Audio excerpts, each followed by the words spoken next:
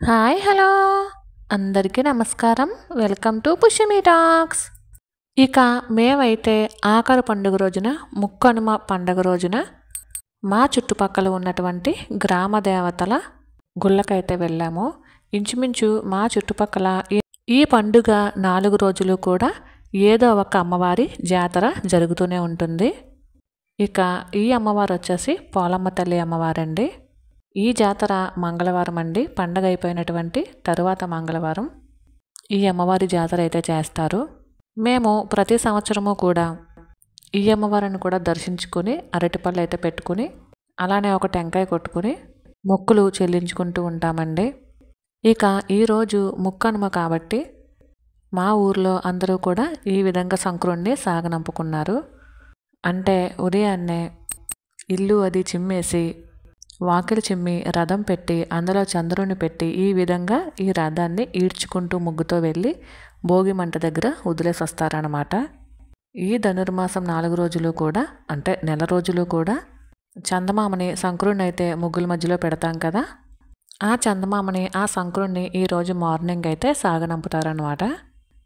ఇక ఇదొచ్చేసి మా అమ్మమ్మ వాళ్ళ అక్కగారు ఊరండి. ఇక్కడ గొల్లాలమ్మ వెళ్తుంది అంటే మేమందరం కూడా వచ్చాము అమ్మవారిని దర్శించుకుని వెళ్ళటానికి. 3 సంవత్సరాలకి ఒకసారి ఈ అమ్మవారిని తీసుకొస్తారు.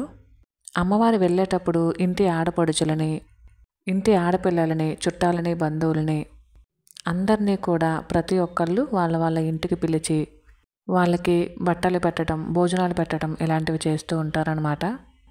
ఆల్రెడీ అమ్మవారు బయలుదేరిపోయినట్టున్నారండి. అంటే ఈరోజు వెళ్ళటం అన్నమాట. సంబరం అంతా కూడా ఊరంతా తిరిగి వస్తుంది. ఇక్కడ ఆల్రెడీ బయలుదేరారు అని అనుకుంటున్నాను. ఇక అమ్మవారిని మేము కూడా దర్శనం చేసుకుని ఇంటికైతే బయలుదేరదాము అనుకుంటున్నాము. మేము అమ్మవారిని దర్శనం చేసుకుని ఇంటికి బయలుదేరదాము అనుకున్నప్పుడు ఈ సంబరం అయితే మాకు ఎదురయ్యింది. ఇక ఒకసారి సరదాగా చూద్దాము, ఎప్పుడో చిన్నప్పుడు చూసాము అని దారి మధ్యలో ఆగి మరీ ఈ సంబరాన్ని అయితే చూస్తూ ఉన్నాము. రకరకాల వేషధారణలతో చాలా బాగా చేస్తున్నారండి. మా చిన్నప్పుడు ఎక్కువగా ఇలాంటి సంబరాలకి గొర్రగేదులని, ఎలుగుబంటులని, ఎక్కువగా శక్తి అనే ఒక వేషధారణ బాగా అట్రాక్ట్గా ఉండేది. ఇప్పుడైతే ఇంకా రకరకాల వేషధారణలు వస్తూ ఉన్నాయి. ఇక ఈ కోలాహలాన్ని కూడా ఒకసారి చూద్దాము అనే ఉద్దేశంతో ఇక్కడైతే ఆగామండి. చాలా బాగా చేస్తున్నారు. రకరకాల వేషధారణలు అని చెప్పచ్చు. ఇందులో కాంతార సినిమాలో ఉన్నటువంటి కాంతార గెటప్ కూడా ఉందండి. ఇవన్నీ కూడా ఆల్రెడీ ఈరులమ్మ జాతరలో చూసినవే అనుకుంటున్నాను.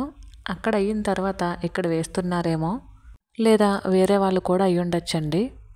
అంటే ఇవన్నీ అక్కడ చూసిన మూలాన మళ్ళీ ఇక్కడ కూడా వేస్తున్నారేమో అని నేను అనుకుంటున్నాను. రకరకాల వేషధారణలతో పాటు ఇలాంటి డప్పుల వాయిద్యాలు చాలా బాగా అనిపించాయండి. ఎప్పుడో చిన్నప్పుడు చూసాము, మళ్ళీ ఇప్పుడే చూస్తున్నాము.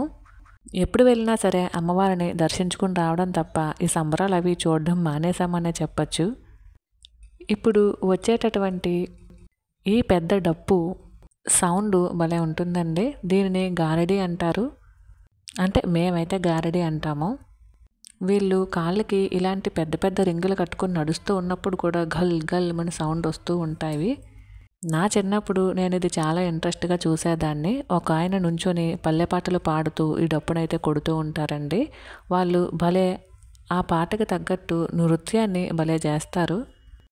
ఆ డప్పు సౌండ్ కానీ, ఆ పాట పాడే తీరు కానీ, వాళ్ళు కాళ్ళకి కట్టుకున్నటువంటి ఆ గజ్జెలు కానీ భలే సౌండ్ వస్తూ ఉంటాయండి.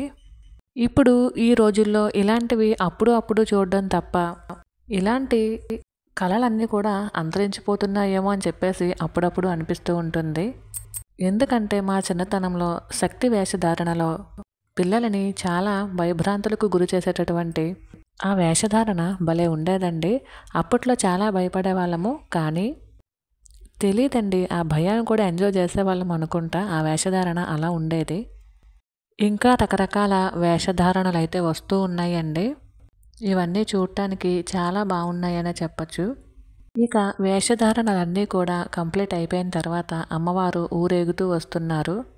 ఆ అమ్మను కూడా దర్శించుకుని మేమైతే ఇంటికి బయలుదేరామండి.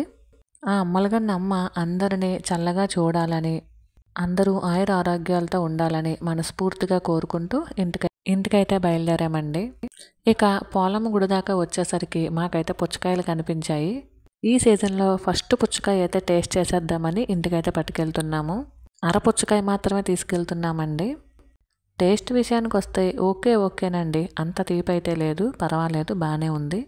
మరి వీడియో కనుక మీకు నచ్చినట్లయితే please like, share and subscribe. మరి అయితే ఉంటానండి. Thank you for watching. Bye.